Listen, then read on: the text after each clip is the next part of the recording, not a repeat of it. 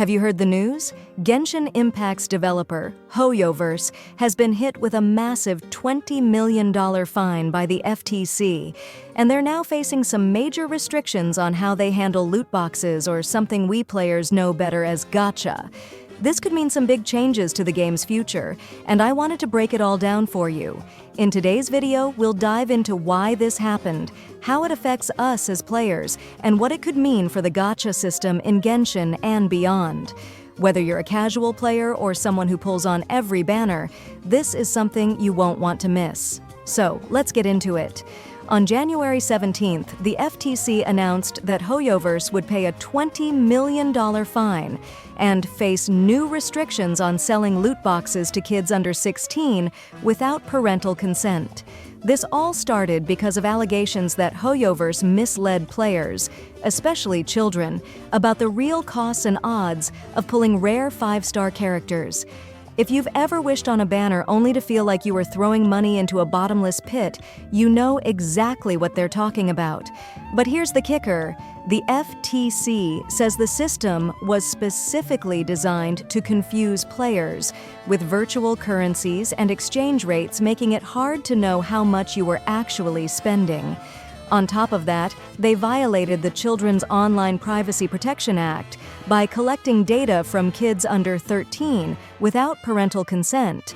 So it wasn't just about the gacha, it was about how they marketed it and handled player data. As part of the settlement, HoYoverse now has to make some major adjustments. No loot boxes without parental consent for teens under 16. If a player under 16 wants to pull on a banner, they'll need their parents' permission. This could make it harder for younger players to participate in gacha events altogether. One of the big complaints was how confusing it was to figure out what you were actually spending. Now they'll have to offer a direct, real money purchase option alongside Primo Gem bundles. Ever feel like your luck is worse than advertised? HoYoverse will now be required to clearly show the real odds of pulling specific characters or weapons.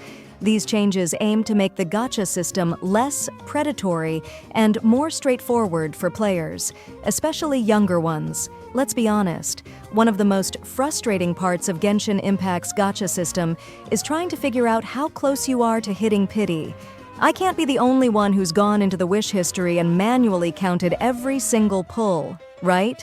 It's such a tedious process, and it feels unnecessary when the game could just show us that information up front. Imagine if there was a pity counter built right into the interface. Something simple, like a little tracker that tells you exactly how many pulls you've done since your last 5-star and how many more you need to hit guaranteed pity. It would save so much time and eliminate all the guesswork. If you're like me, you might be wondering how this will affect the experience for us day-to-day players. First off, these changes could mean a less gamified experience. The thrill of pulling and converting currency may feel different when everything is laid out plainly. Second, finally, the financial aspect of gacha could become less exploitative but also less exciting. With the odds clearly displayed and purchases tied directly to real money, the system might feel less like a game of chance and more like a straightforward transaction. This isn't just about Genshin Impact, it's about the gaming industry as a whole. Gacha systems are a huge moneymaker, and this ruling could set a precedent for other developers. Games like Honkai Star Rail, Wuwa, and even console games with loot box mechanics might face similar scrutiny. But as a player, I can't help but feel conflicted. On one hand, it's great to see steps being taken to protect kids and make the system fairer. On the other hand, part of what makes gacha games so engaging is the suspense and excitement.